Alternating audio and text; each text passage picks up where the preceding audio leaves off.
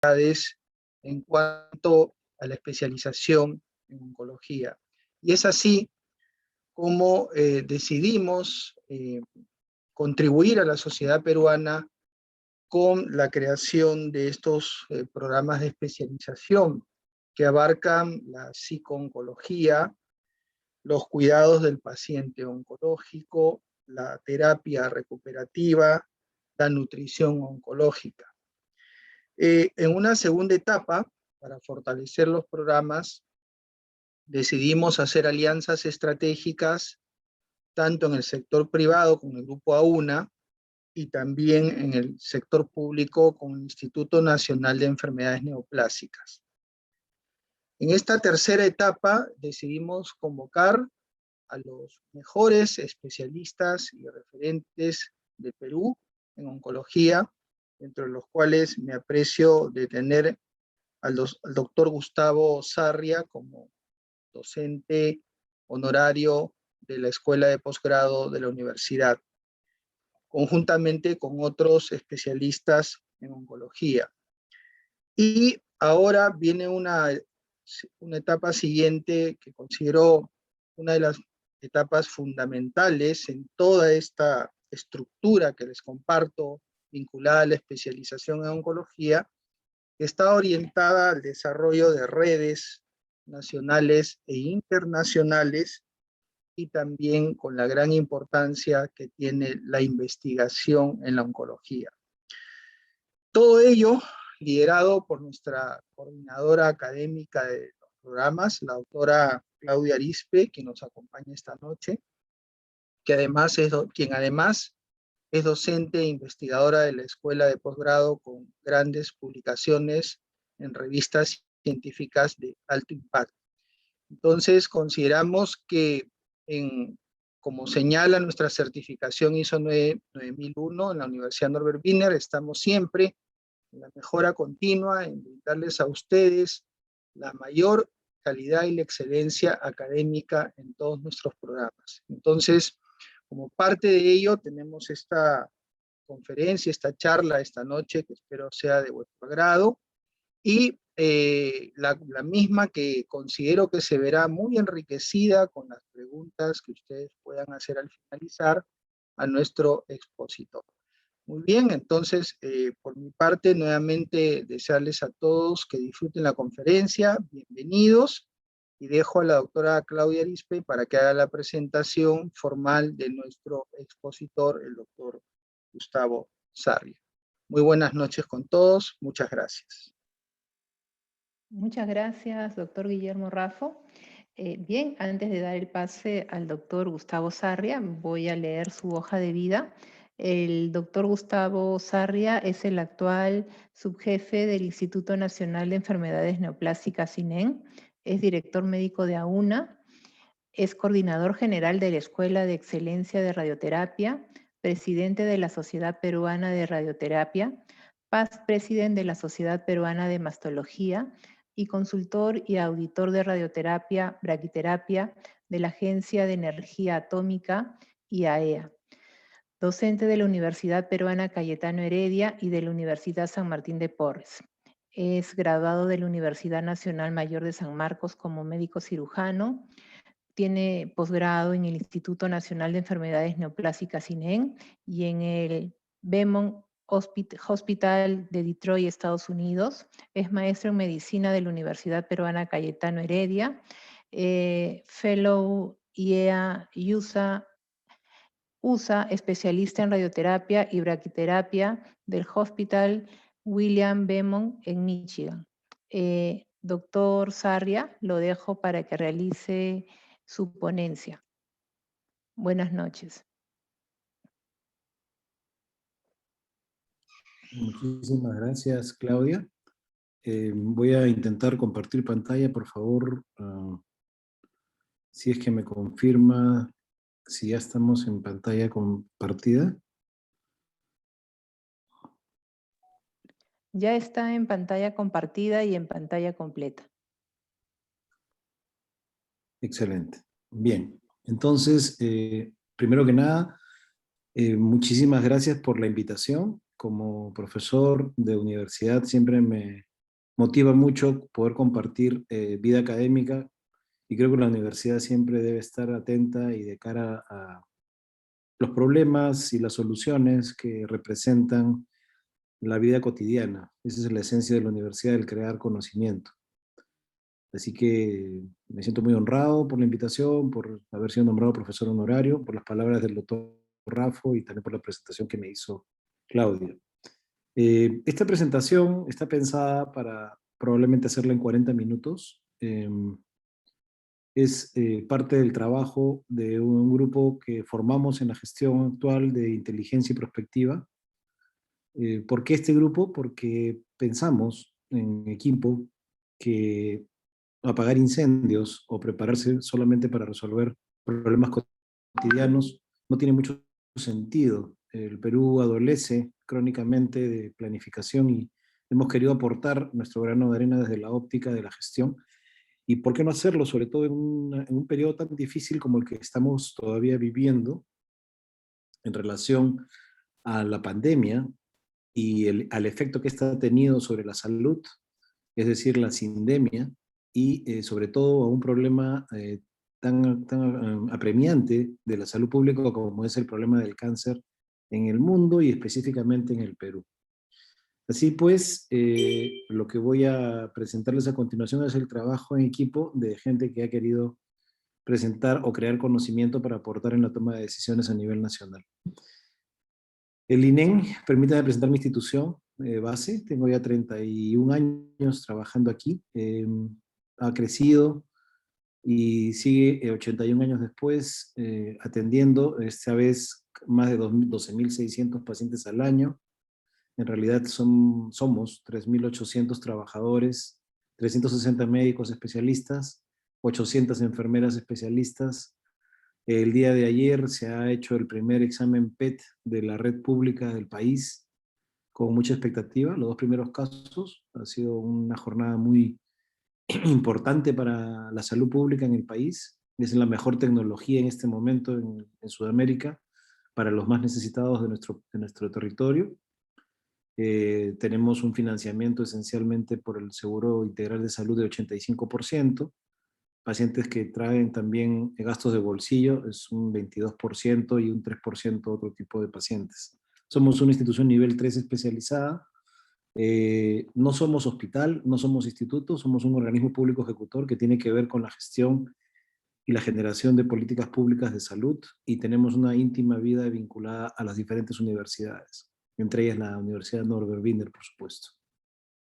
En la foto observan el edificio intermedio, hay un edificio antiguo que no pude traer, pero el nuevo edificio que desde el 4 de febrero está en funcionamiento, los invito cuando sea oportuno a conocer, son 32.000 metros cuadrados de mucha tecnología para la oncología llamada de día. Esto es la foto actual de una institución que prevé crecer. Hablemos del cáncer, para ubicarnos rápidamente en el mundo. Cuando miramos la cifra en negro a la derecha y en rojo, miramos la cifra del 2020 en negro y en rojo al 2040. A la vuelta de la esquina vamos a casi duplicar la carga de cáncer en el mundo.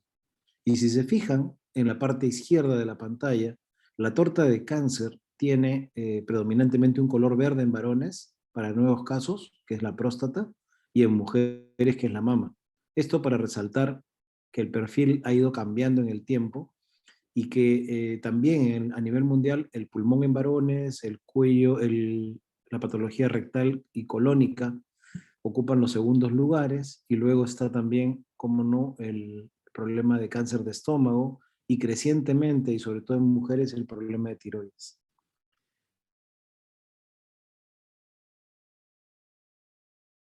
No se nos escape.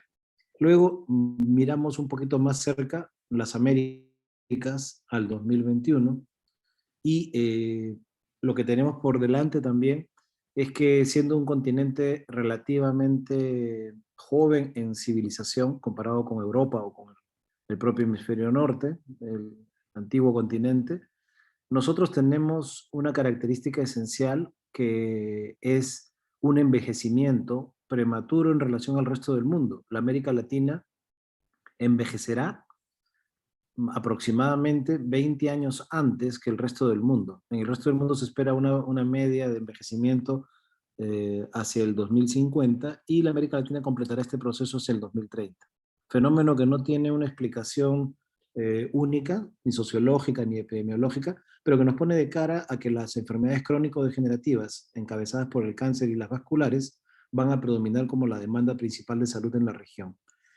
¿Qué decimos? Decimos que al 2018 cargamos con el 21% de la carga de cáncer en el mundo y que en el 2030 esta carga va a ser incrementada a un 32%, que se espera 5 millones de gentes con casos nuevos, que se explica, como decía, en este envejecimiento poblacional, en la exposición a factores de riesgo por nuestros cambios en los estilos de vida y en la llamada transición, a la que yo agregaría sumación epidemiológica, porque mucha patología aguda todavía la cargamos en algunos países de la América Latina. Entonces, en la región cada año nos cargamos de 2 millones de nuevos casos de cáncer, pero si queremos darle una visión optimista, probablemente debemos recordar que el tercio, 30% aproximadamente de los casos, pueden ser prevenidos, otro 30% podría ser curado tempranamente y tratado de manera adecuada con menos impacto de vida y economía en nuestras latitudes. También debo resaltar que vamos a tener, como lo hemos venido teniendo, por muchos años más todavía, la necesidad de reforzar acciones en cuidado paliativo, ya que va a seguir siendo un escenario de cáncer avanzado hasta que logremos ir erradicando lo avanzado por lo precoz. No todos los cánceres son prevenibles, pero recuerden que un tercio sí. Luego, ahora sí podemos mirar un poquito lo que está pasando con la pandemia. Y la pandemia tiene como efecto sobre otras patologías todos los efectos sociales en salud, en la demanda de recursos, configurando lo que conocemos como la sindemia. Y esta sindemia nos ha puesto al sistema de salud en knockout porque ha desnudado las falencias, la segmentación y la fragmentación del sistema de salud. Pero esta es la foto oficial del total de contagios hasta principios de este mes. Estamos debiendo decir que gracias al sinceramiento de datos que ha sucedido hace muy poco, la letalidad de esta epidemia está en 6.4, lo que nos convierte en el sexto país en el mundo en letalidad, es decir, incidencia de muertos por el grupo de pacientes. Y acá se ve claramente dos olas. Una primera ola que sufrimos hacia mayo-junio hasta septiembre del 2020, y luego sentimos hacia las semanas 40, 52, 53 que habíamos comenzado a liberarnos de este escenario tan apocalíptico, pero hacia las últimas semanas del año que terminó y hacia enero y febrero, hacia la semana 20, 21 y 22, que es la que empezó junio, se observa cómo los casos han vuelto a decaer. En este sentido, el advenimiento de pruebas moleculares nos permitió tener una mejor perspectiva de lo que estaba pasando a nivel nacional. Cuando estos datos, como decía, los confrontamos con el sinceramiento que ha habido hace muy poco, debemos decir que ya han fallecido más de 185.000 peruanos, que la tasa de letalidad es de 6.4%, lo cual lo hace la sexta más alta del mundo, que la pirámide de fallecidos por COVID al 2020 ha afectado más a los adultos mayores y más a los varones, patrón que se repite a nivel mundial y latinoamericano, y que nosotros decidimos crear conocimiento en medio de la tragedia que significaba un sistema de salud en estado precario y la gran demanda que tuvimos con toques de queda, restricciones, falta de asistencia a los pacientes, 40% del personal en casa.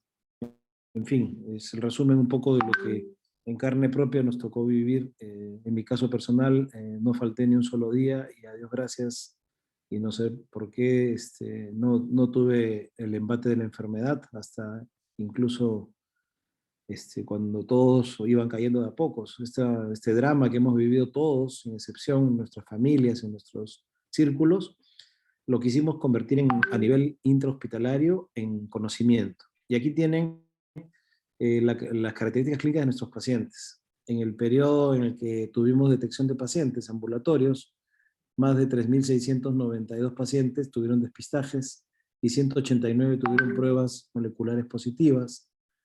A nivel de los hospitalarios fueron 1.737 pacientes para despistaje y 304 salieron positivos. Esta información, actualizada al cierre del 2020, nos permitió recopilar a nuestra población. El INEM, al menos, tuvimos la convicción de no rendirnos y ningún día dejamos de atender.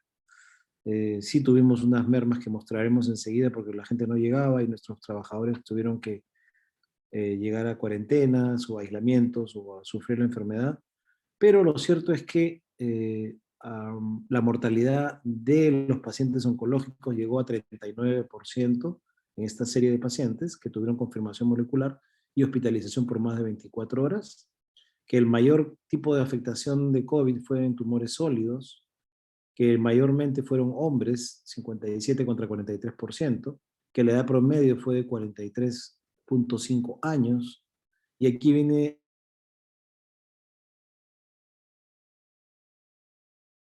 fueron la causa principal de infección nosocomial en casi 85% de los casos. La explicación de esto, y aquí me detengo un minuto, es que en el Instituto de Enfermedades Neoplásicas la atención pediátrica implica el binomio padre o madre-niño. Un padre, cualquiera de ellos, queda internado con el niño, pero como tenían rutinas sociales, los padres entraban y salían y se convirtieron en vectores y los niños se convirtieron en depositarios. Así que el segundo mes de pandemia tomamos una medida urgente y los internamos a los padres sin permitirles ya que puedan entrar o salir, y con eso logramos hacer un control más eficaz de este foco. La enfermedad oncológica vinculada a COVID, 72% de los pacientes tuvieron enfermedad oncológica no activa, activa, no controlada, es decir, o en pleno tratamiento, o al diagnóstico, o en progresión de enfermedad. Y un 28% fue en enfermedad que sí ya estaba inactiva, es decir, había terminado un tratamiento, no mostraba actividad de enfermedad. La principal comorbilidad que nos dio problemas fue la hipertensión, en el 23% de nuestros pacientes, y la enfermedad pulmonar crónica en un 10%. Asimismo, en un 8% la obesidad también fue un factor de riesgo importante. Esto nos comenzó a develar algunas de las situaciones que teníamos que definir, y así que tuvimos que enfrentar una situación inédita. Fue la queja de algunos que nunca nos hubiera tocado vivir una situación como esta, pero les cuento o les comparto que tuvimos que llegar a una reducción de profesionales de hasta el 40%, que en diferentes momentos de la pandemia que aún no ha terminado, tenía condiciones de comorbilidad o mayores de edad, o sencillamente que caían enfermos. Ese 40% mermó nuestra capacidad de atención, y también el espaciamiento, no solamente de personas, sino de camas, disminuyó en un momento crítico la capacidad de ofertar estas camas para la continuación de tratamientos. Sin embargo, esta disminución de oferta solamente la gerenciamos hasta un 25%, pero fue momentánea, y en los peores momentos de pandemia, recuerdo los meses de mayo y junio del año 2020, creo que nunca olvidaremos. Decidimos aprovechar una oportunidad en medio de tanta incertidumbre y decidimos generar el conocimiento científico que comparto hoy en día con ustedes, y salimos a la búsqueda en un mercado ya de por sí insuficiente de profesionales especializados que pudieran suplir las ausencias necesarias por la epidemia que estábamos viviendo. También tuvimos que afrontar la ausencia de nuestros pacientes que o bien venían de provincia y fueron interrumpidos en el momento de riesgos muy altos, o bien de pacientes que sencillamente no lograban venir porque tenían problemas familiares que atender, como pacientes como familiares enfermos, etc. Y también identificamos que había que integrar una gran base de datos para lograr que los procesos llegaran a resultados con foco en la gestión. Todo esto planteado hacía entonces que tuviéramos que hacer un análisis, y lo comparto con ustedes rápidamente, que teníamos que saber cómo se proyectaba el cáncer en los próximos años. Se identificaron qué necesidades se describieron, pero sobre todo qué oportunidades teníamos para continuar con la atención oncológica, que era muy importante no interrumpirla.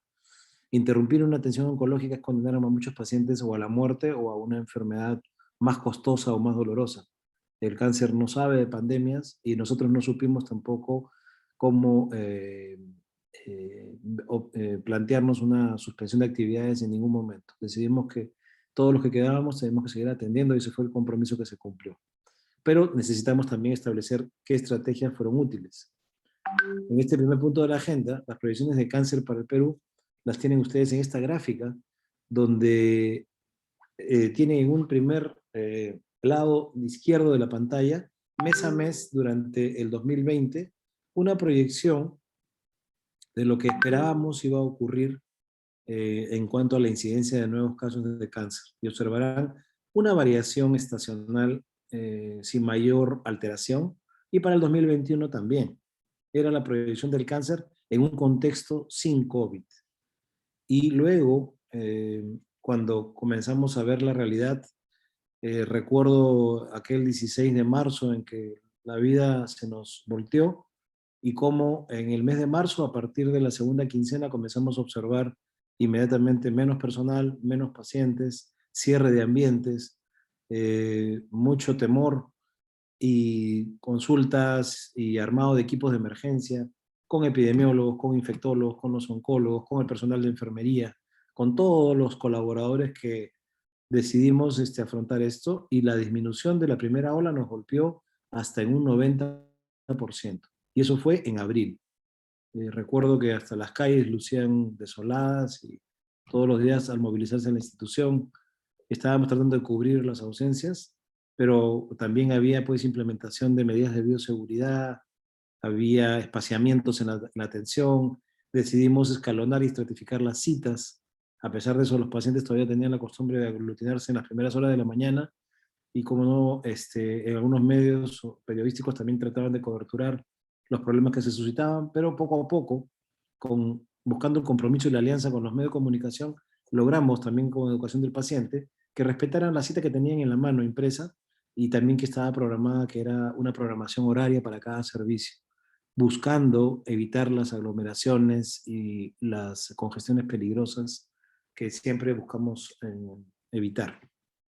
Asimismo, en la segunda ola, 2021, enero y febrero, en febrero comenzamos a sentir esta vez la pegada que nos bajó a un 50%, como tienen en pantalla. Y ustedes verán cómo gradualmente y paulatinamente estamos recuperando el nivel de proyección. Ahora estamos en mayo y se ha cumplido la predicción, pero ciertamente el gobierno va volviendo a decretar confinamientos o menciona que el riesgo de Lima ha pasado de muy alto a alto y eso ha generado ciertas laxitudes, pero la demanda de cáncer no para y vuelve inmediatamente a recuperarse. Solo que esta vez esta recuperación es a costa, como les mostraré enseguida, de la progresión de estadios tempranos a estadios más avanzados, que es en parte una preocupación porque también exige una demanda presupuestal adicional.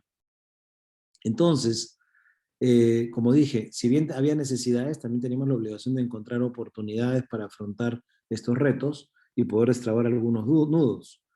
Acá tienen una vista rápida del 2019 en azul y 2020 en verde, cómo afectó las consultas externas en 62%, al 62%, perdón, los procedimientos menores, endoscopías, gastroscopías, cistoscopías, etcétera, en un 55%, y la prescripción de exámenes auxiliares bajó en un porcentaje menor de 72%. Si nosotros decíamos qué oportunidad tuvimos, pues tuvimos la oportunidad de hacer un boost o una aceleración insospechada de lo que era la telemedicina. No solamente teleconsulta, sino también telemonitoreo, telegestión, teleasistencia, telefarmacia y otras actividades académicas que nos permitieron, entre otras cosas, 45.000 resoluciones de consulta para nuestros pacientes al cierre del 2020. Lo que pensábamos iba a demorar más fue un catalizador, oportunidad dentro de la crisis, y la telemedicina llegó para quedarse y cómo no permitirnos alcanzar las metas que estaban siendo frustradas hasta el momento, como en todos aspectos de nuestras vidas ha sucedido. Pero cuando miramos un poquito más en detalle qué atenciones sufrieron por la pandemia, otra vez azul 2019, verde 2020, vemos como al 62% en quimioterapia, al 65% en radioterapia, que es mi especialidad de base, y al 54%, tal cual está descrito en la literatura, en cirugías mayores, el INEM tuvo que restringir estas atenciones como resultado de toda la situación anómala que vivimos. Y esto nos llevó entonces a plantear una necesidad: organizar para optimizar, que estas atenciones organizadamente, optimizadamente puedan ser diseñadas para recuperar todo lo que habíamos rezagado.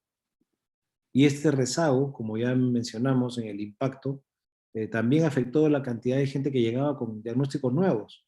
Otra vez 2020 en azul y 2021 en verde. Observen cómo la cantidad de gente que esperábamos disminuyó hasta un 14% en el 2020, y esta vez en febrero, que nos golpeó mucho, en 70% de lo que estimábamos que debía llegar. Pero si se fijan, en la proyección que se cumplió, a partir de octubre, noviembre y diciembre hubo un exceso de lo programado. Igual, este año, esperamos lo mismo, a partir y está confirmado, a partir de abril y mayo, hubo un incremento, y por confirmar junio, que aún no termina, este incremento, que aparentemente no resulta siendo importante, es importantísimo en cuanto a la optimización de gestión de recursos, e importantísimo en cuanto al presupuesto incrementado que va a necesitarse, porque esta gente en exceso no son los casos que suelen venir, sino son casos más avanzados. Eso es fácil de entender, pero difícil de gerenciar. Para verlo más gráficamente, cuando miramos consulta externa en el INEM, las cifras son cuántas consultas se hacen de rutina. Otra vez azul 2019, verde 2020, miren cómo cayó, y nuestra proyección del 2021, cómo cayó con la segunda ola, pero cómo ha buscado recuperarse gradualmente, y estamos ya por cerca a lo programado. Nos hace ver una área en rosado ahora, que todavía nos deja en un rezago del 75% en comparación con un año normal como el 2019. Esto en consulta externa. Cuando miramos intervenciones quirúrgicas mayores, que es donde más golpeó, porque nuestros anestesiólogos tenían una edad promedio mayor, porque la enfermería también tenía esa experiencia y esa edad que obligó a que vayan a casa, y que el trabajo remoto pues no se podía ejecutar, obviamente, en todos los casos, pero igualito se conserva el mismo patrón de comportamiento, y nos golpeó tanto que nos quedamos en 80% en comparación con un año normal, todavía. Porque llegamos a bajar hasta 10% en comparación con el 2019 en los primeros meses del año 2020. Cuando esto lo miramos críticamente, la quimioterapia igual, como ustedes pueden apreciar, hubo bajones importantes en el 2019 por una coyuntura nacional de huelga, pero en el 2020 la pandemia sí fue sostenidamente deficitaria en cuanto a la generación de tratamiento de quimioterapia, y aún nos encontramos al cierre del 2020 en 63% de lo normal, cuando nuestra proyección todavía nos pone en un nivel intermedio del 2021. Todo esto nos sirvió también en radioterapia, lo mismo, 80% del 2019, el mismo patrón, solo que la recuperación ha sido más lenta, y en este caso les explico que es porque los protocolos de bioseguridad exigen más tiempo entre paciente y paciente. Ya no se puede, entre comillas, correr, sino que hay que respetar la bioseguridad de todos, de un paciente inmunocomprometido, de un trabajador, en fin, de todo el equipo.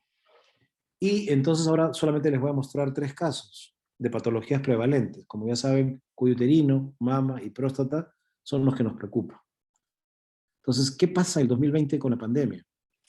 En un paciente de cuello uterino que necesita cirugía y o radioterapia y o tratamiento quimioterápico y o paliativos, hay el momento de registro, que es el de nuevos casos, que tienen en la columna de 426, hay el momento de la consulta externa donde se define el plan de tratamiento, y finalmente hay el momento del tratamiento. Fíjense ustedes cómo se cayó en escalera la cantidad de gente que requirió tratamiento.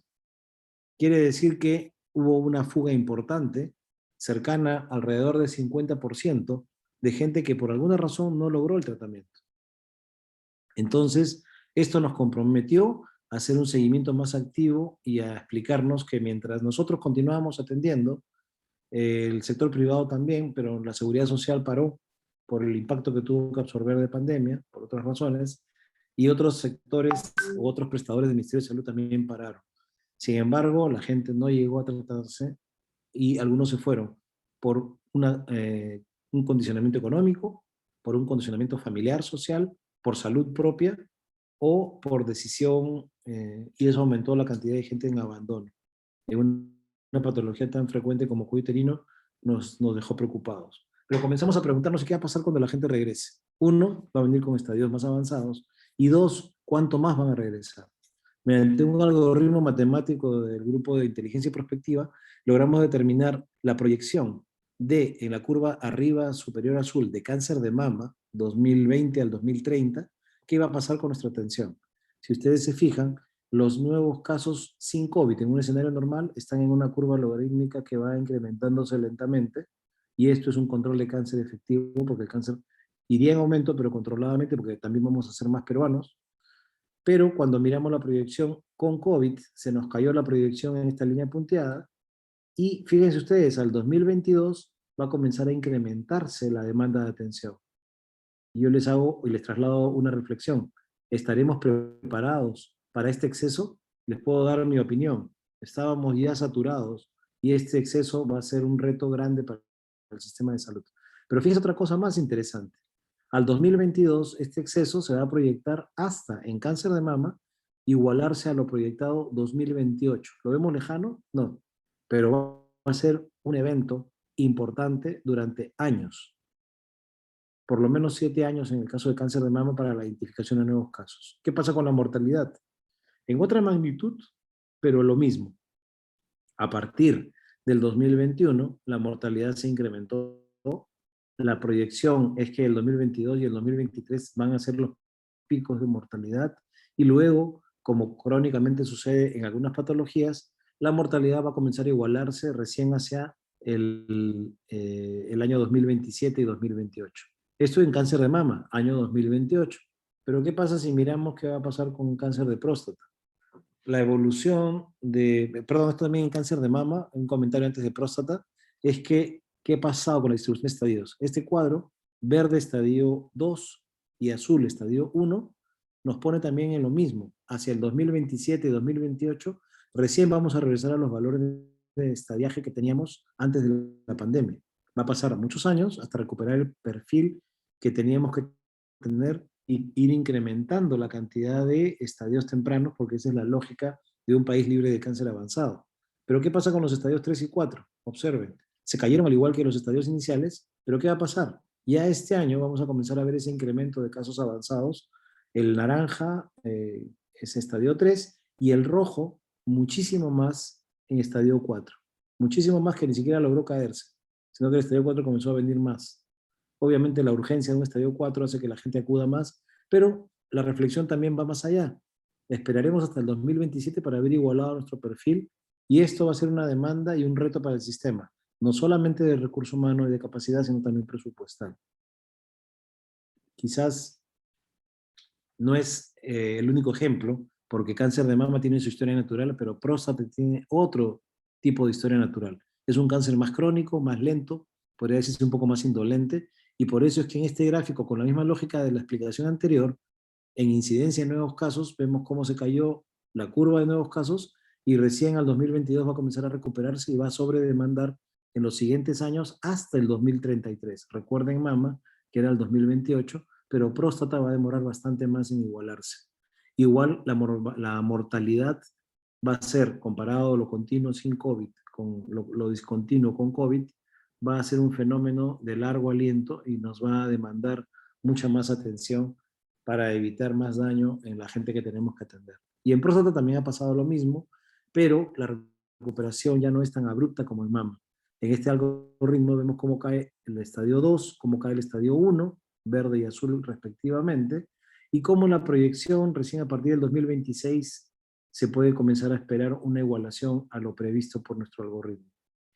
Esto que puede parecer una predicción interesante, en realidad es un estrés para la gerencia de los próximos años en el manejo oncológico a nivel nacional, no solamente a nivel institucional.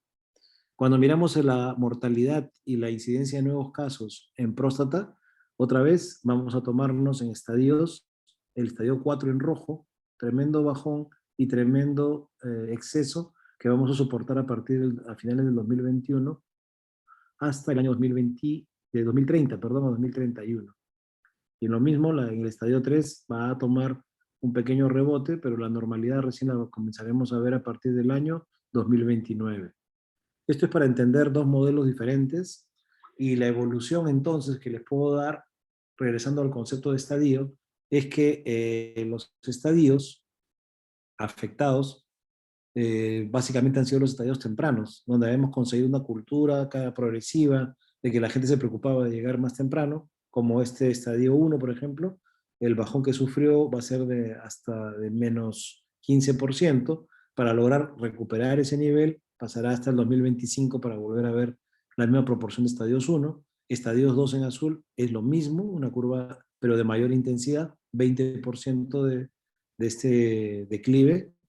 Y cuando miramos una imagen especular invertida, es que todos los estadios unidos que no llegaron se van a convertir o se han convertido ya en estadios 3 y 4.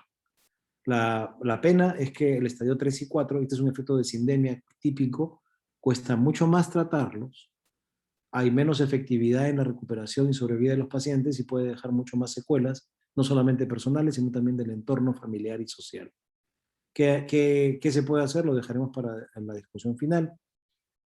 Lo más importante para los que hacen gestión, para los que hacemos gestión hace algunos años, siempre la pelea por recursos va a ser una pelea encarnizada a nivel del sector público porque el dinero no es infinito.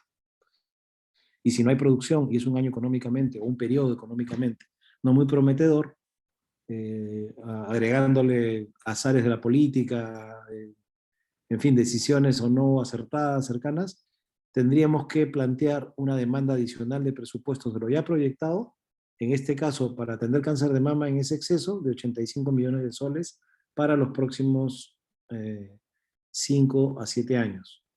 Pero esto hay que entenderlo en los tiempos que se van a dar, que es bastante exigente para el erario nacional porque los presupuestos son muy exiguos para cada sector.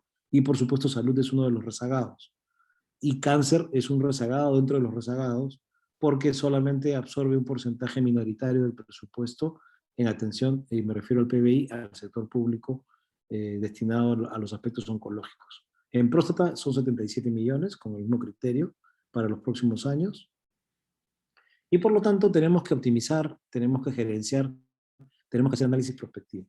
¿Qué proyectos identificamos para manejar nuestros problemas institucionales? Primero, un problema institucional no es institucional, es nacional. Lo que yo haga en un instituto con facilidades de tecnología y gestión no va a funcionar dentro de un sistema que no funcione. Y por lo tanto tenemos que pensar en país y no pensar en instituto. En los últimos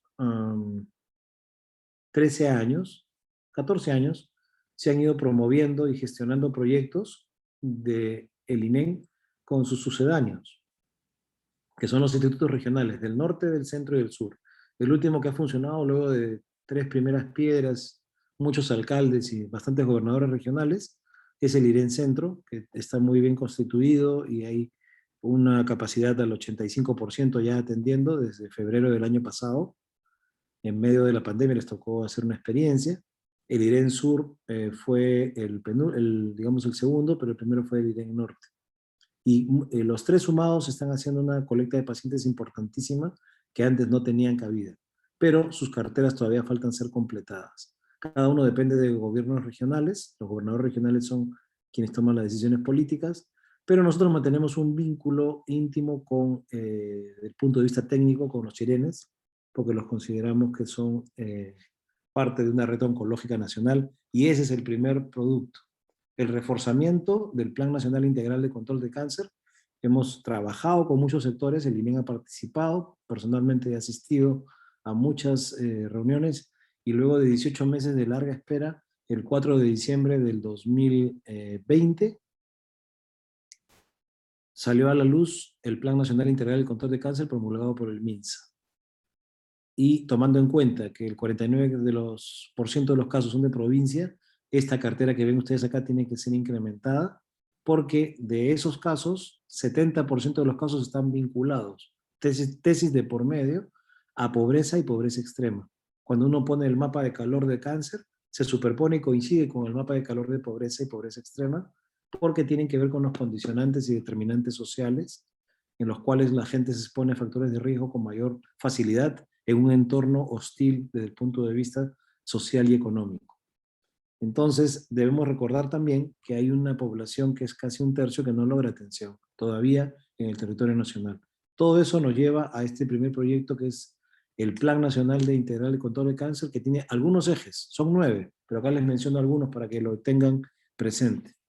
Una red integrada nacional de oncología. Y aquí quiero dar un punto de vista particular para ustedes maestrandos que tienen que influir en la toma de decisiones. La discusión queda abierta, pero hay una hipótesis que es el Sistema Único de Salud. Yo lamento decir que no estoy de acuerdo, y lo que tenemos que tener es un sistema integrado de salud.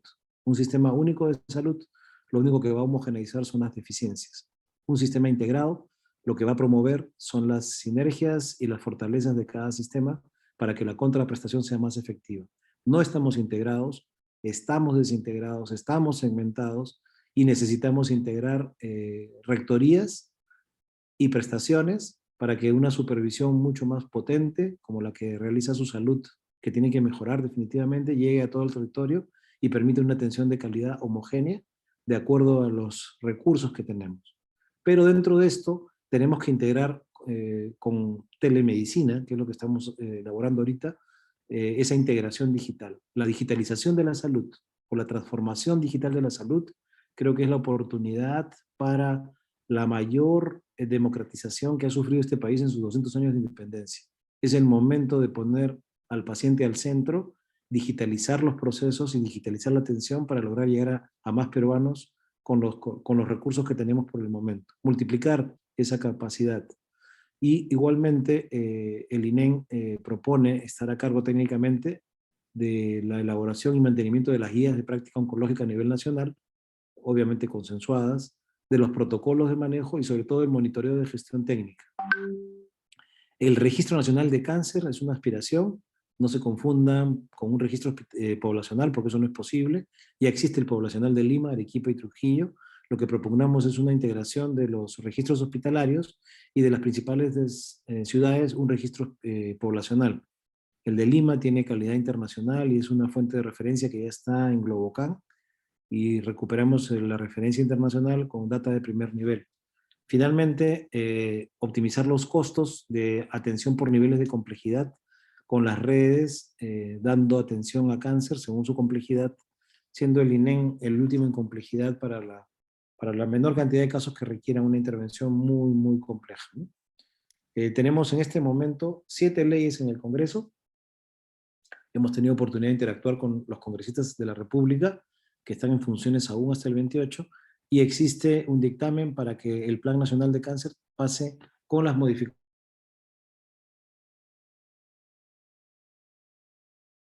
de una ley integral de control de cáncer, lo cual sería la mejor noticia que he recibido en muchos años, luego del plan de cáncer que ya terminó y que hoy en día ha nacido con la segunda edición de este plan integral. Pero si alcanzamos un rango de ley, el Perú va a estar mejor posicionado para el derecho de los ciudadanos de poder atenderse. La ley de cáncer infantil también viene dentro de este paquete, por si acaso. Entonces, este primer proyecto, que es la reestructuración de la cartera de servicios por niveles de atención, permitiría que, por ejemplo, un niño en Loreto que requiera radiocirugía pueda ser atendido en el INEN, porque no va a haber todavía esa facilidad en una primera fase por quinquenios. Pero un adulto con cuello uterino en el IREN Centro ya puede tratarse en la macroregión centro, ahí sin necesidad de venir a Lima y sufrir con estos traslados que son muy traumáticos. Esos son 2 ejemplos para poder articular que la integración digital permita, por ejemplo, segundas consultas, opiniones idas y vuelta, intercambio de data. Y también pensamos que presencialmente los profesionales del INEN y del IREN, ida y vuelta como las flechas que tienen en el mapa, puedan prestar servicios temporalmente y reforzar las transferencias de conocimientos y también la transferencia y uso de tecnología, que es íntimamente vinculada a mejores resultados en sobrevida. Esto desde el punto de vista recuperativo, sin descuidar y mencionar que tenemos que redestinar presupuestos hacia prevención y promoción y también a paliación, porque el plan anterior, digamos que flaqueó en darle asignaciones presupuestales como estaban concebidas, y mientras no ataquemos promoción y prevención, el problema va a ser eterno. Así que eso también es una parte importante y hay una proporción técnicamente propuesta para que haya asignación hacia promoción de la salud y prevención de cáncer con detecciones tempranas, sin que esto signifique debilitar otros aspectos como recuperación y paliación, como decía. Estas acciones medidas en el tiempo permitirían reducir de la brecha actual un 40%, lo cual es una buena noticia para los próximos 5 años, si se da. A nivel de instituciones, nosotros proponemos un nuevo modelo de atención. Este modelo de atención es una reingeniería en la atención. Un paciente nuevo, en este caso con cáncer de cuello uterino como ejemplo, puede tener acceso a una primera consulta que puede ser presencial o virtual con una teleorientación en la que un staff junior pueda elaborar un plan de trabajo y el paciente pueda cumplir de manera más, digamos, rápida, express, un un llenado de elementos que sirvan para una segunda consulta en la que esté todo el trabajo hecho y finalmente el paciente rápidamente en un monitoreo multidisciplinario se defina cuál va a ser la ruta, en este caso quimioterapia, cirugía, radioterapia, cuidados paliativos, para que finalmente el seguimiento esté a cargo del médico o el especialista llamado junior, para que pueda hacer una disminución de tiempos en la atención y lograr que esto sea en el tiempo debido. Hay periodos, periodos mínimos que deben ser aplicados en esta propuesta para que el resultado no se afecte. El tiempo en cáncer es totalmente diferente al tiempo en otras patologías. Y es vital, por supuesto. En este caso, se estima que las instituciones como el INEM o los IRENES podrían reducir hasta en 30% la demanda en las atenciones y optimizamos el recurso a la mano. Digitalización es clave.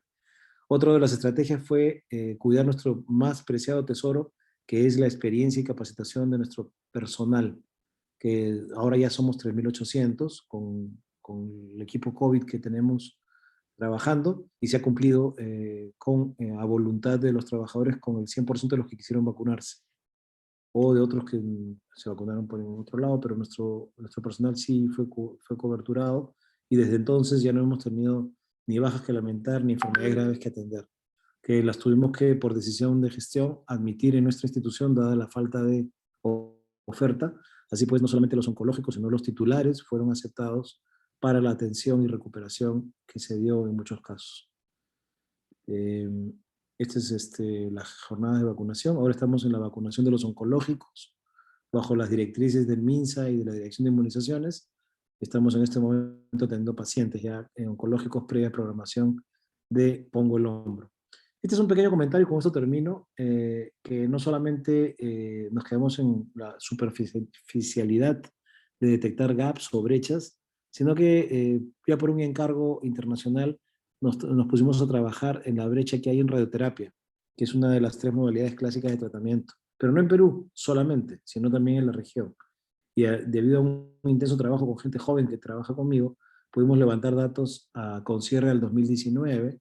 Ha sido un tremendo trabajo contactar con todas las instituciones que se dedican a esto, tanto la braquiterapia, que es una modalidad de colocación de fuentes, como la externa, permitieron establecer que somos un continente de 800 aceleradores, 136 cobaltos, casi 300 máquinas de braquiterapia de última generación, pero nos pone de cara a algo que al Perú no escapa. Solamente 30% de los servicios de radioterapia tienen braquiterapia, cuando esto es esencial para el manejo de cervix, mama, próstata. Dicho de paso es el perfil de Latinoamérica. En externa, que es el acrónimo de EBRT, de radioterapia de gas externo, lo mismo, 800 aceleradores, 560 centros y 136 cobaltos. En el Perú tenemos 29 aceleradores y 5 cobaltos. Estamos en un proceso de renovación. Es insuficiente para la población, pero nos pone de cara a 2 problemas. Esto resume el trabajo, que en realidad es más extenso, pero estudiamos a cada país y cada país tenía una necesidad diferente. Con las necesidades de patología de cada país, las máquinas de braquiterapia, que son esenciales para cuello uterino, próstata y mama, están actualmente en un déficit de 140%. Es decir, se requieren 441 máquinas solamente hay 336, porque hay 291.000 personas que requieren esta atención en el continente. Pero si nos miramos de aquí a 10 años, el algoritmo de perfil y el incremento de patología va a hacer que esa necesidad se incremente a 232% insatisfecho. ¿Qué significa esto en fríos números? Que deberíamos comenzar a invertir ahorita algo más de 800.000 millones para que podamos, uno, salvar más de 160.000 vidas, dos, buscar con esas 160.000 vidas llevados a una remuneración mínima vital promedio latinoamericana, a una recuperación de más del doble de lo invertido, y esto debería suceder en 10 años. De no suceder, como está pasando, que falta visibilidad del problema, esta cifra que no invertimos ahora se va a convertir en esta pérdida que está en rojo. Y por supuesto, cada país tiene no solamente necesidades en equipamiento, también tiene necesidades en recursos humanos, que lo tienen acá también. Perú está acá al centro.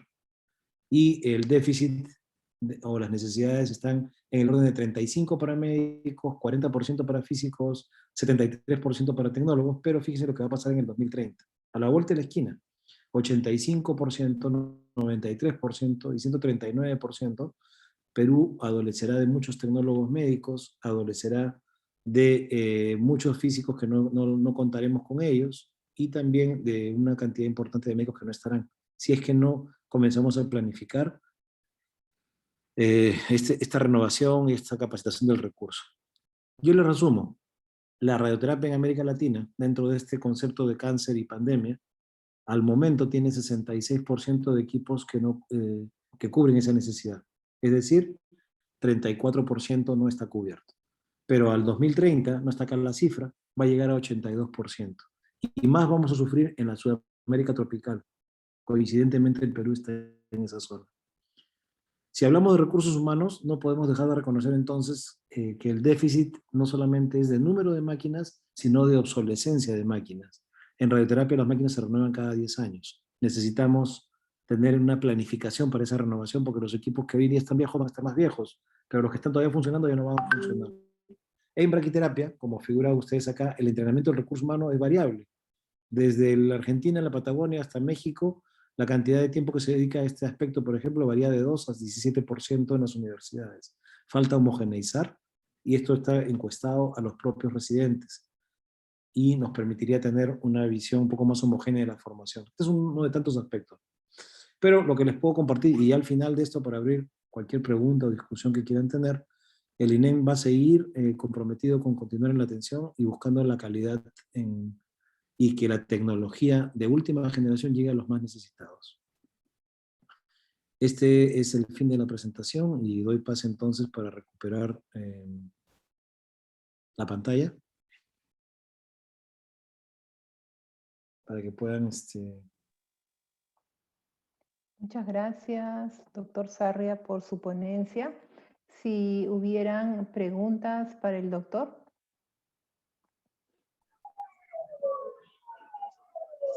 Compartir, no sé, espero que sí.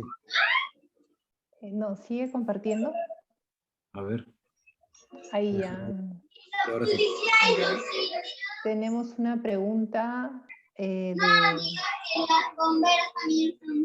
bueno, de Nestares. A ver, pregunta, por favor.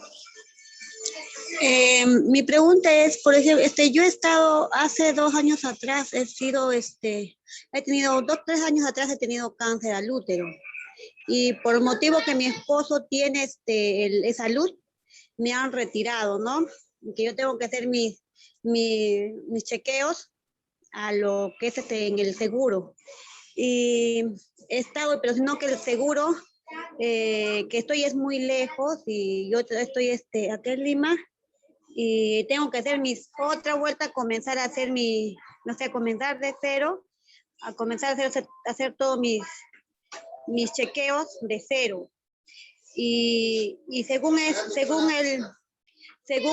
avance que estoy teniendo, he dejado o sea, el año pasado no he tenido controles, nada, recién voy a volver a mis controles. Eso me afectaría en el problema que yo tengo, porque yo he acabado todo mi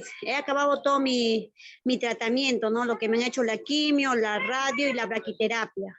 ¿Afectaría algo en mi enfermedad? A ver, voy a pasar a responder algo puntual. Por lo que ha dicho, debe ser un cáncer de cuello del útero, ¿verdad? Sí, es un cáncer de cervix, no es un cáncer de útero.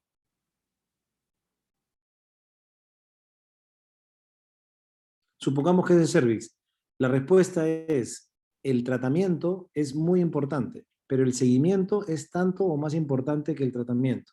Y si hay un plan para chequearse, hay que hacer todo el esfuerzo posible para cumplir con el seguimiento a fin de no afectar el pronóstico de curación que tiene usted como paciente ya tratada.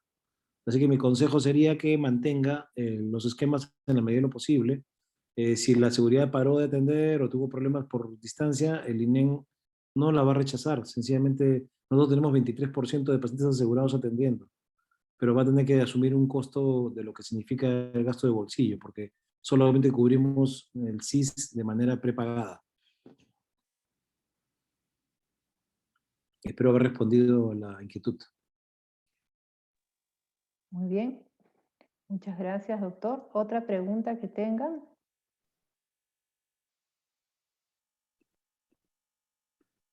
No se sientan cortos de preguntar o de comentar. Buenas noches. Habla Ángela Valdivieso del Hospital Rovaliati.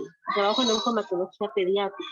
Una de las inquietudes nuestras que tenemos en cada momento con la situación de los padres es cómo va el asunto de la ley infantil, porque en septiembre se aprobó, pero todavía tenemos muchos problemas porque una de las causas que abandonan el tratamiento los niños es por el asunto laboral de los padres. Entonces, no sé si sabe algo. Usted ahora habló algo un poco, pero no sé cómo va el asunto de la ley infantil. Gracias. Por la pregunta y la inquietud. ¿Quién se opondría a una ley de cáncer infantil? Nadie en su sano juicio. Pero los ciclos de vida están contemplados en un plan integral y sin embargo, habiendo dado la ley, el reglamento no sale. Yo puedo opinar desde adentro que lo que he podido ayudar es que la ley terminó siendo redactada de manera imprecisa, con algunos ejemplos, pero no quiero ahondar. El punto central que no logran ponerle, disculpen la expresión, la cola al burro, es en relación a los subsidios que permitirían que los padres de escasos recursos puedan cumplir con tener a los niños en tratamiento. Y cuando uno revisó la ley, se encontró con que el texto final, habiendo sido filtrado por abogados y tanto, no precisa si es un subsidio único, si es un subsidio periódico, no tiene una población definida, porque finalmente, si es la ley universal, porque la ley es para el territorio, afecta al sector de salud, afecta al sector privado, afecta al sector CIS, y la condición de pobreza, pobreza extrema, clase media, clase A, clase B, no podrían ser tratados a rajatabla con el mismo criterio. Entonces, lo que se está buscando es una redacción de la ley, cómo puede ser incompleta, y el reglamento tiene que obedecer a lo que es nuestro estamento legal, porque interviene, por ejemplo, la superintendencia de banca y seguros, cuando le van a decir al seguro privado, tienes que pagarle al padre del niño con cáncer para que cumpla con la ley. Ok, el seguro privado dirá, no hay ningún problema, porque se lo voy a cargar en la prima o en la póliza que va a pagar el papá. Entonces, este tipo de entrampamientos, lo que ha pasado es que por la buena voluntad de sacar una ley, no la podríamos haber sacado de manera tan apresurada sin haber medido la consecuencia de la redacción de esa ley, que resulta hasta el momento insoluble para que llegue a donde tiene que llegar. Debería haber sido un subsidio para facilitar la permanencia, la manutención, el viático de los padres que tienen problemas económicos, de manera tal que se pueda fiscalizar ese recurso. Si no, vamos a exponer recursos públicos a temas de liberalidad en el gasto que se pueden prestar a desviaciones.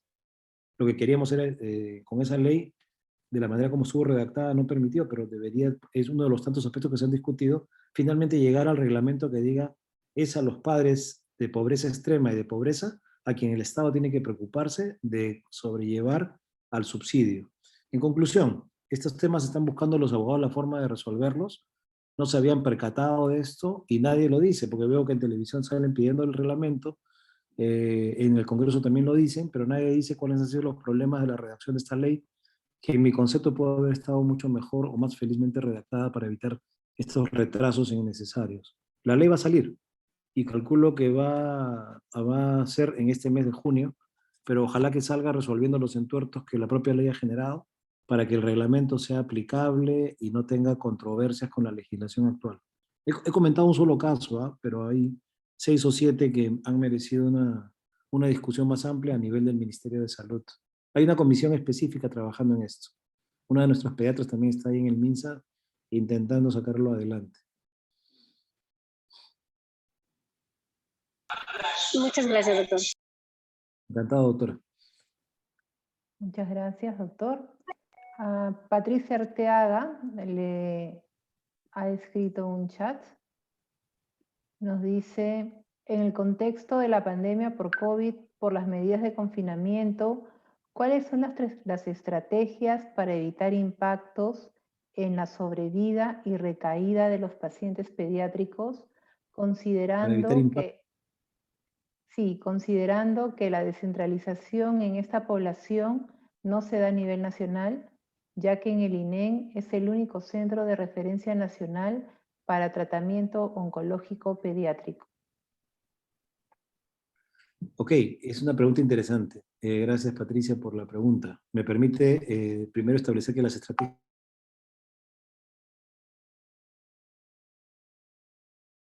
mencionaba, por ejemplo, que tuvimos una vectorización de la pandemia porque los padres eran los que portaban y entonces decidimos darles manutención y alojamiento completo con todo incluido para que el paciente y su padre no se movieran del hospital mientras dure la hospitalización.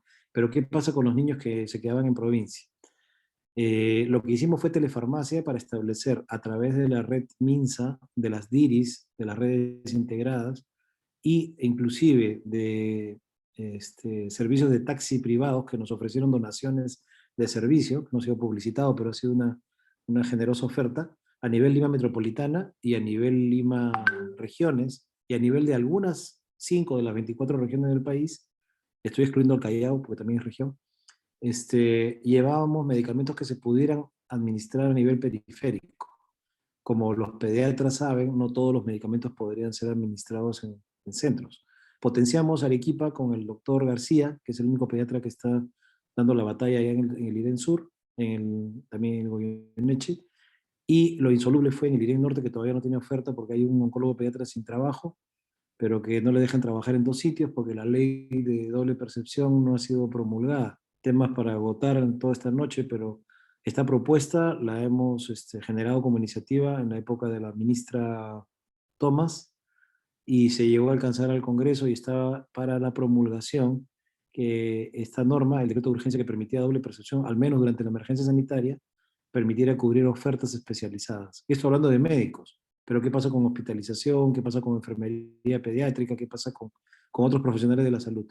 Todavía no hay la red, no hay forma de descentralizar en el corto plazo y de lo que se pretende es de retomar un viejo camino.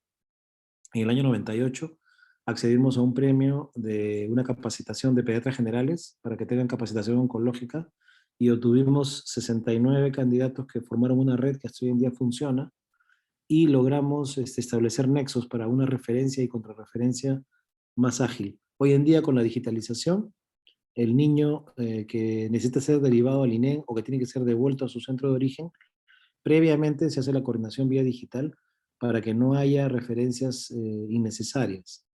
Les puedo contar 1000 casos, porque todos los días tratamos de ordenar un poco el sistema, pero no somos la única entidad de referencia nacional para el oncológico pediátrico. Aquí el niño San Borja tiene un mandato que le falta cumplir, que es la atención de alta complejidad. Y eso le falta completar, porque sí se requiere que el niño San Borja funcione. Y el niño Breña ha reducido su capacidad por haber crecido hacia el San Borja. Entonces la cartera sigue siendo insuficiente, pero en el 98 eran 9 oncólogos pediatras, hoy en día son 24, si mal no me equivoco, y se requiere además capacidad, infraestructura para que estos niños tengan la chance, al menos en las grandes ciudades, de tener solución a sus problemas, ¿no? Y ya no tener que pensar en subsidios para que vengan a Lima, ni distorsiones que son medidas necesarias, pero no son eternas, porque esto va a depender más bien de que nos comprometamos a que esta red nacional sea nacional y que no solamente se piense en el INEM como que tiene que solucionar todo el problema, porque no tenemos más capacidad y estas sobredemandas que van a venir con la pandemia nos van a tener que poner contra la pared para decidir crear infraestructura. Nosotros tenemos, la torre que les mostré es atención ambulatoria, y después del primer año estamos listos a insistir con nuestro proyecto de torre pediátrica, que es una torre de 9 pisos también, que se prevé iniciar. La otra torre demoró años y no, tampoco nos vamos a rendir y vamos a postular este proyecto para que en los próximos años lo veamos hecho realidad. Esa sería la respuesta. Me gustaría dar mejores respuestas, pero es cuestión de comprometerse y seguir trabajando. Acá hay otra respuesta, si me permites, Claudia. Claro, claro que sí. Buenas noches, sí. Daisy Mavila me pregunta, y para todo el auditorio, ¿qué hay de la salud mental? ¿Cómo se está trabajando? ¿Hay recurso humano o hay requerimiento del mismo? ¿Qué se estaría proyectando en todo caso en esta área para los años que vienen? Mi comentario nacional y luego institucional es que la salud mental ha entrado en agenda recién en los últimos 3 años como un problema de salud nacional. El recurso humano está escasísimo en salud mental. Se ha planteado incluso desde hace ya 7 años apoyo psicológico en los colegios y no se cumple la ley. No hay psicólogos para todos los colegios. Y la salud mental preventiva es un programa que el Ministerio ha promulgado, pero no con mucha difusión, y existe un plan de desarrollo. Si uno revisa MINSA, hay poquísimas entidades destinadas a dar respuesta a salud mental. En el caso del INEM y en el caso del Plan Integral de Cáncer, una de las diferencias con el Plan Esperanza, que terminó en el 2016, es que esta vez se ha dado énfasis especial a la salud mental del oncológico, que es donde yo podría dar un poquito más de detalle. El oncológico es un paciente y su entorno que requieren apoyo psicológico extremo, pero muy especial, porque las patologías son devastadoras. Es una enfermedad que por sí misma se llama catástrofe, ¿no? El cangrejo ancestral de la época de Hipócrates se ha convertido en una espada de Damocles, y eso trae afectaciones, reacciones y desviaciones de la psiquis del ser humano afectado y de su entorno familiar. Tenemos hoy en día, puedo decir que las cosas cambiaron mucho. En el INEM tenemos un staff de 3 psiquiatras y un plantel de 15 psicólogos, que algunos ya tienen maestría en psico-oncología, y también tenemos en su momento hubo, y ahora están retornando, los internos de psicología. A diferencia de hace pues 15 años, en el instituto solamente había un psicólogo y un psiquiatra, pero hoy en día tenemos un grueso de gente ya destinada y especializándose en la atención. Y en la Torre Nueva tienen un bonito servicio donde tienen consulta, ambiente y talleres donde se le da atención a los pacientes. Yo creo que el recurso humano es insuficiente, y creo que el plan que tiene el MINSA debería ser mejor difundido, porque la salud mental es transversal, escapa a la parte oncológica, tiene que ver con la salud de todos, y en una época pandémica, como pones en la pregunta, pues la exigencia de salud mental debe ser mayor, ¿no?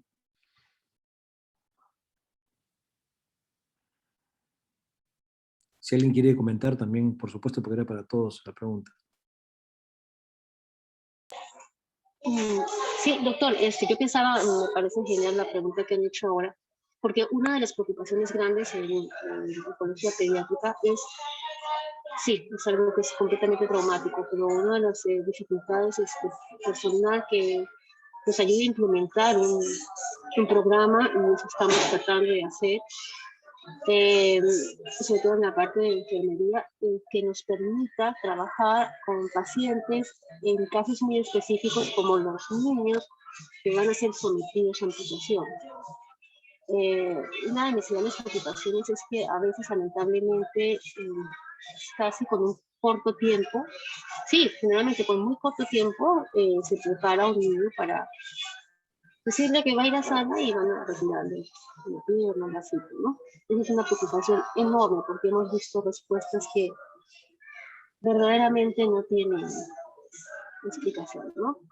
Sí, lo que usted dice es cierto, adolecemos de personal calificado para tocar este asunto, ¿no? Porque una de las cosas que yo a veces discuto es que no hay que esperar a que se llegue al día de la cirugía o días antes y decir, ¿sabes qué? Van a amputar una pierna, sino que, no sé si me equivoco, ¿no? Pero en todo lo que yo he ido investigando, de repente, al encontrar que un paciente se encuentra con un sarcoma, que no tiene un diagnóstico, que va a tener que pasar por cirugía muy probablemente, comenzar a tomar el tema en cuestión con los padres, con el menor de alguna forma, ¿no? Ahora, donde voy yo que necesitamos la parte preparada es cómo afrontar esta situación, cómo presentarle a los niños pequeños, a los adolescentes, cómo presentar, ¿no? La parte de los adolescentes es terrible porque, como sabemos todos, pues está en una etapa que es muy importante, su apariencia, ¿no?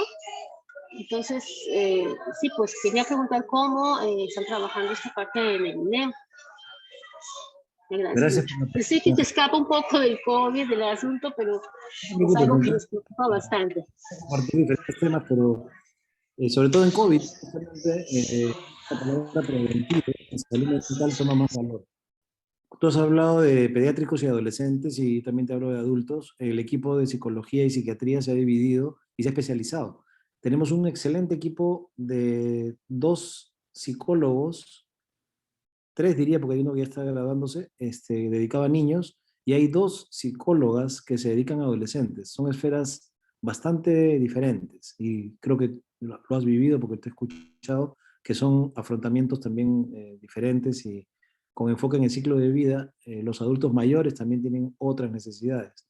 Creo que el truco está en buscar el recurso humano, especializarlo, que es lo que hemos hecho en los últimos 3 años, aliarse con las universidades para buscar la formalidad de esa especialización, doctorados, maestrías, diplomados, etcétera, y participar activamente de vida académica y luego echarlos al campo. Echarlos es un decir, ¿no? O sea, no estamos votando nada, sino que estamos poniendo al profesional en contacto, pero no esperar la actitud reactiva, sino fortalecer la actitud preventiva. Es como vigilar que la salud mental no se resquebraje. Tenemos pabellones de hospitalizados y salud mental en uno se puede contagiar en otros. Y eso tratamos de no descuidarlo. Pero sobre todo, y aquí sí les pido una reflexión como profesionales de la salud en general, que a medida que la medicina se ha tecnificado, y de esto voy a hablar el próximo lunes a los residentes que terminan y se van a graduar, nos hemos ido alejando de la humanización de la atención, de entender cómo es, por ejemplo, vivir con dignidad, morir con dignidad,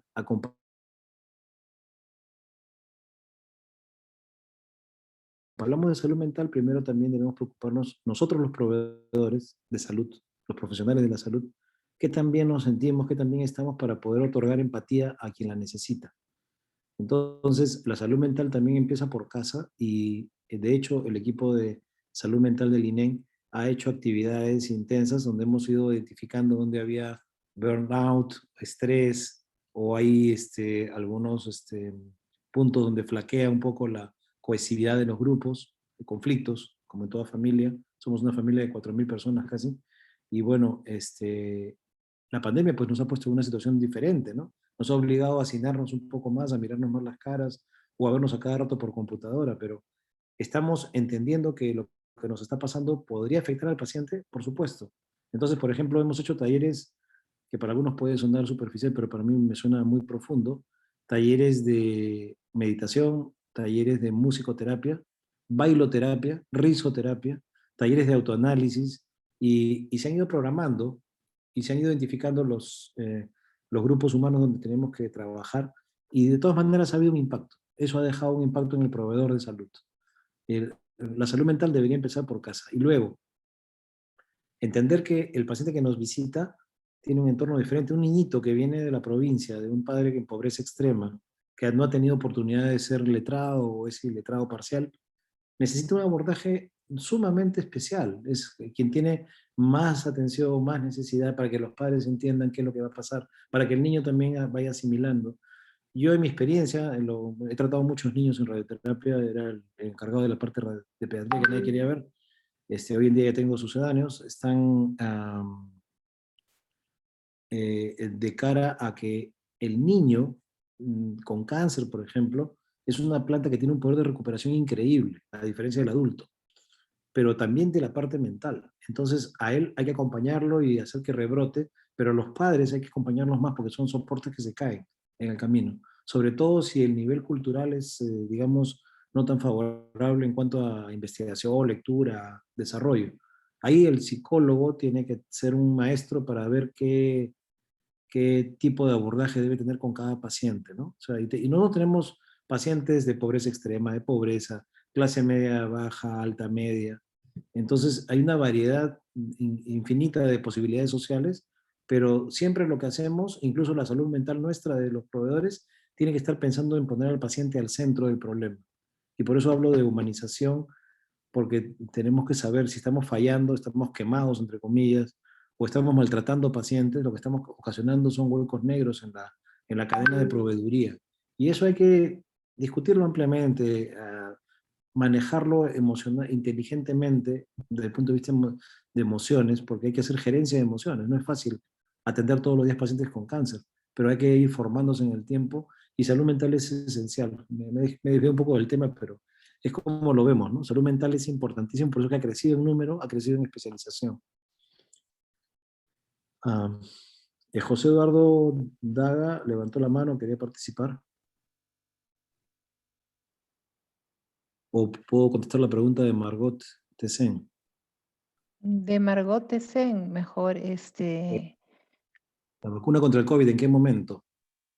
Y la mortalidad con COVID y cáncer. Okay. La primera pregunta, ¿la vacuna contra el COVID mereció un trabajo especial? Como verán, el año no ha sido aburrido para nada. Nos hemos reunido el INEN y seis sociedades científicas oncológicas y sacamos unas recomendaciones que fueron elevadas al Ministerio de Salud para establecer, no inventando el agua tibia, sino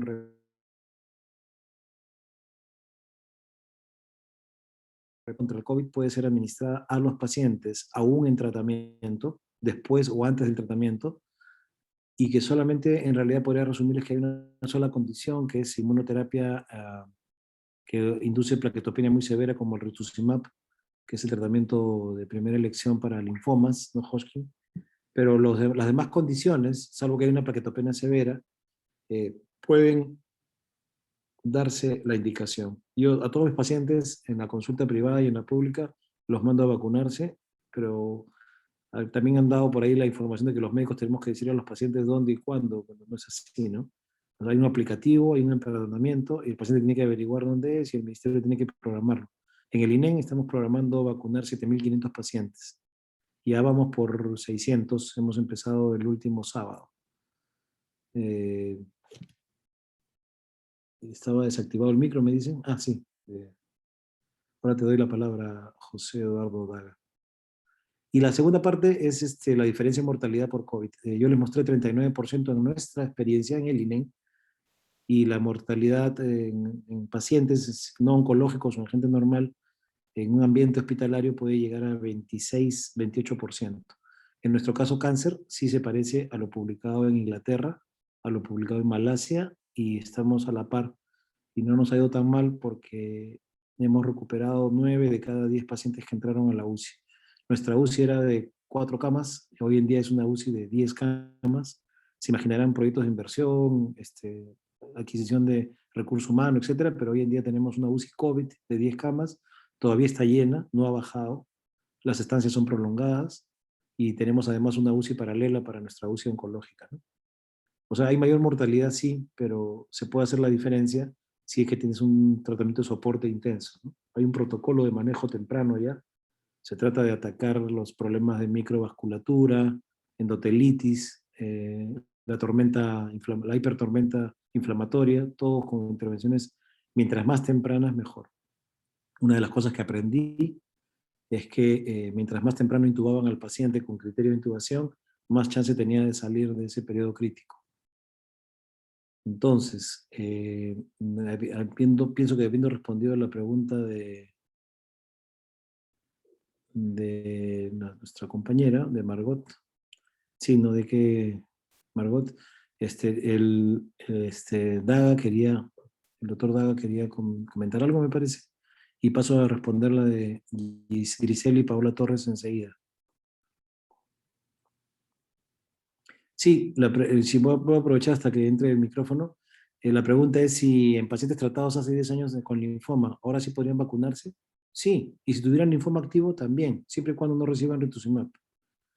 Este paciente que me mencionas, Griseli, es el grupo 3. El grupo 1 es todo paciente que ha tenido actividad oncológica en los últimos 6 meses. El grupo 2 es aquel que tiene actividad oncológica en los últimos 5 años. Y el grupo 3, que es este caso, es el que tiene actividad después de 5 años en algún momento. Entonces la programación hoy en día es del grupo 1, luego viene el grupo 2 y el grupo 3. Me podrán decir, sí, pero mi paciente se me vacunó y tanto. Es porque tenemos unas bases de datos horribles en el país. Tenemos que mejorar nuestra capacidad de digitalizar la ciudadanía y la gobernanza, porque las bases de datos se cruzan, nos dan realidades paralelas, en fin, es un problema, en todo lado. Uno le pregunta a la RENIEC y a la OMP y nos salen con resultados diferentes, en fin, ahora que está de moda la parte electoral. Pero cuando tengamos una mejor digitalización vamos a poder avanzar, creo, como organización de Estado. No hay de qué, Margot, no hay de qué, Griseli. Entonces, doctor Daga, creo que te quería comentar. Sí, le pedimos al doctor Daga si puede escribir su pregunta Claro. por el chat.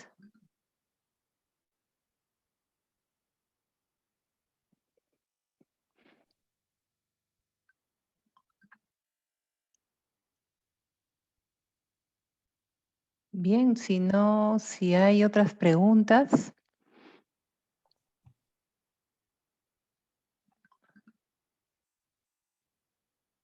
El lunes próximo a las 8 de la noche me permito invitarlos. Le voy a compartir Claudia, te voy a compartir el link. Vamos a hacer un Bien, cierre académico virtual y una actividad, vamos a hablar sobre humanización en la atención, con foco en la oncología, pero mi palabra de reflexión final podría ser, estamos humanizando la atención de salud, porque la tecnología nos está alejando de la humanización, y eso tenemos que abordarlo de alguna manera, ¿no? bien, muchas Acuérdense que gracias. quien atienden al frente... Sí.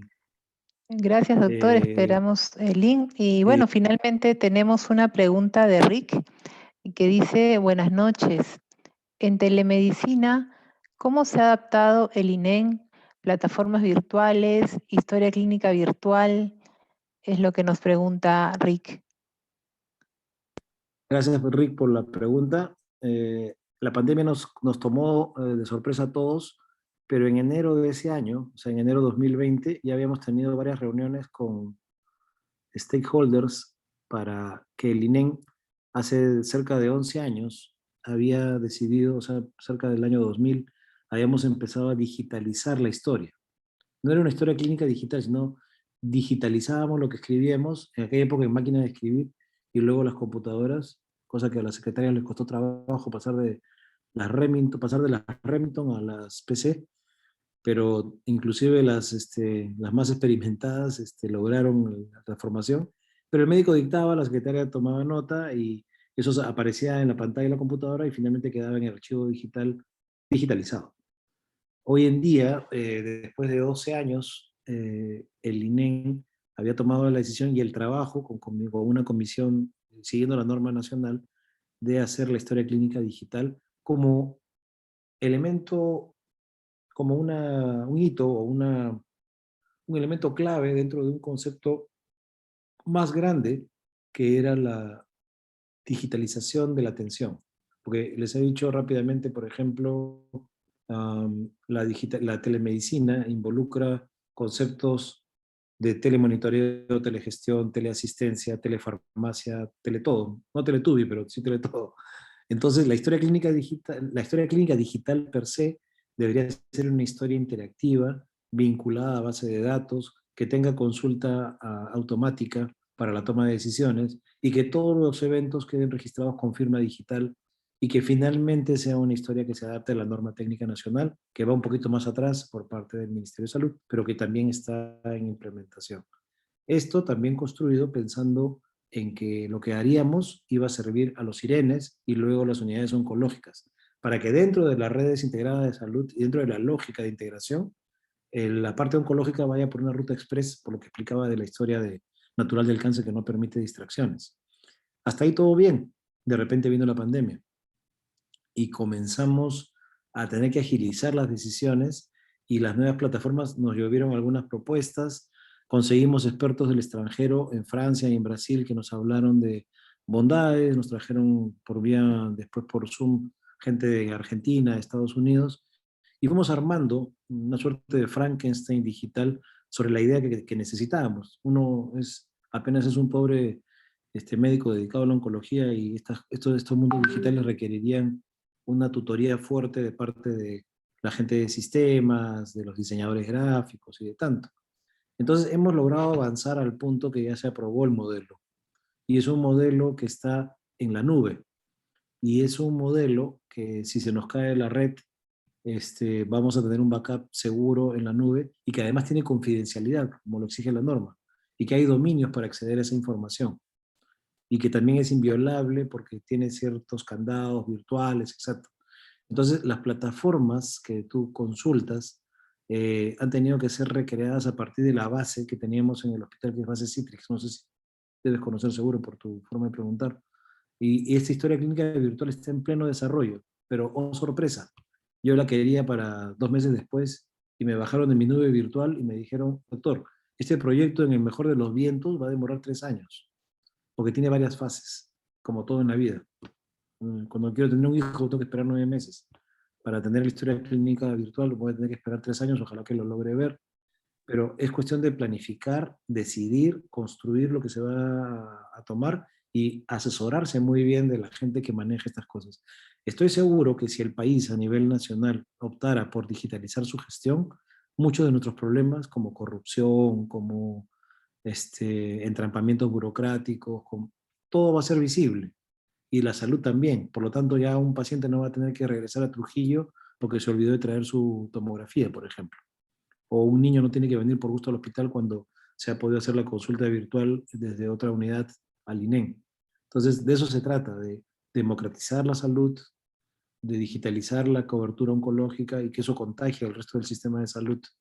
Pero tendríamos que ir pensando en este cambio que necesitamos hacer.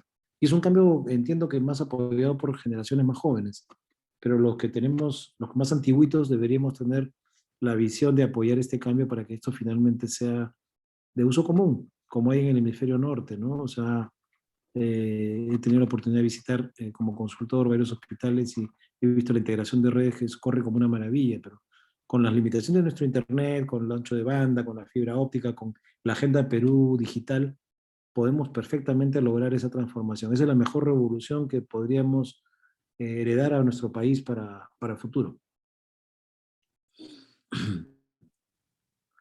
Espero, Rick, que te haya satisfecho mi comentario.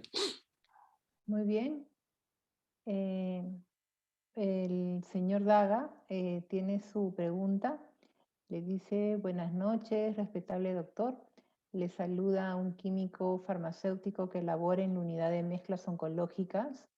Desde el punto de vista académico, y ya que el INEN es una institución de referencia nacional del cáncer, en coordinación con BINER, podrían organizar una especialización o maestría en farmacia oncológica. Somos muchos los colegas que estamos a la espera que se promueva esto, ya que no se ha realizado hasta la fecha. Ello conllevará a que seamos profesionales de apoyo para la correcta validación de esquemas de quimioterapia y su preparación. Bueno, es un comentario del señor Daga, ¿no? Y bueno, es un muy comentario oportuno. que hace, ¿no? Muy Sí. oportuno. Claro que sí, José. Te cuento, nosotros tenemos varias etapas en la formación de los químicos farmacéuticos. Actualmente son 51 los que laboran en el INEM, y hemos tenido que hacer jales incluso de otras unidades, con el perdón de otras unidades, pero el proyecto de la torre es un proyecto inmenso. Te invito a conocer cuando sea oportuno la unidad de mezclas. Es una belleza, pero me ha costado más canas de las que ven en pantalla, porque hemos pasado por el purgatorio y los 7 infiernos de Dante para lograr la aprobación de una unidad que reúne todas las condiciones y todas las exigencias de la normativa, no solo nacional, sino internacional. Presiones negativas, filtro cepa de entrada y salida, etcétera. Costó muchísimo trabajo alinearlo al proyecto, pero ya está. Lo que pasa es que digamos, para compartir esa experiencia, veo dos niveles. Uno, rotaciones que pudieran darse en nuestra institución, que es la que veo más cerca.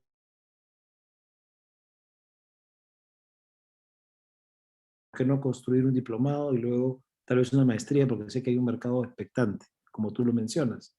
Entonces lo que yo propondría es, recién el 4 de febrero ha comenzado a funcionar esto a todo tren, así que este primer año va a ser el año en que se van a posicionar la nueva generación de químicos farmacéuticos, y con la experiencia de los antiguos en la antigua unidad de mezclas, estamos ahorita en un transbordador aprendiendo a manejar todos los alcances de este sistema, que realmente es maravilloso para que lo puedan conocer y compartir y lo pueden replicar en sus unidades.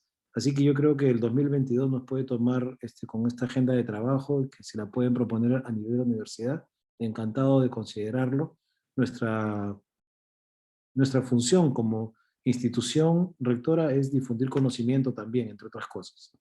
Y sé que hay muchos colegas tuyos que esperarían esa oportunidad para empoderarse un poco en lo que es la unidad de mezcla, que es una actividad muy sensible y que conlleva mucha responsabilidad.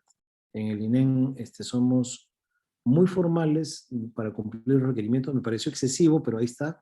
Y ahí está la validación que tenemos en nuestras licencias activas. Y hemos pasado por las supervisiones de DIGEMIT, de todas las instancias. Hasta el Colegio de Químicos Farmacéuticos vino a vernos para validar algunas cosas y, bueno, recibimos todas las bendiciones. Creo que este año es el de la consolidación y el 2022 puede ser el de compartir. Pero si quieren visitarnos, previa coordinación, encantado. Muy bien, le tomaremos la palabra, doctor. Muchas gracias por la apertura, de haber participado en este webinar que es muy interesante. Lo vamos a llamar para otros. Y bueno, hemos estado en realidad a la expectativa de este webinar incluso días antes. Nuevamente, a nombre de la Universidad Wiener y de la Escuela de Posgrado, muchas gracias por su participación. Y muchas gracias a todos los oyentes y participantes esta noche. Muchas gracias por la invitación también y bueno, espero que les haya podido ayudar a compartir algunos conocimientos. Encantado, cuando guste. Muy buenas noches a todos. Gracias. Hasta luego, doctor. Buenas noches con todos.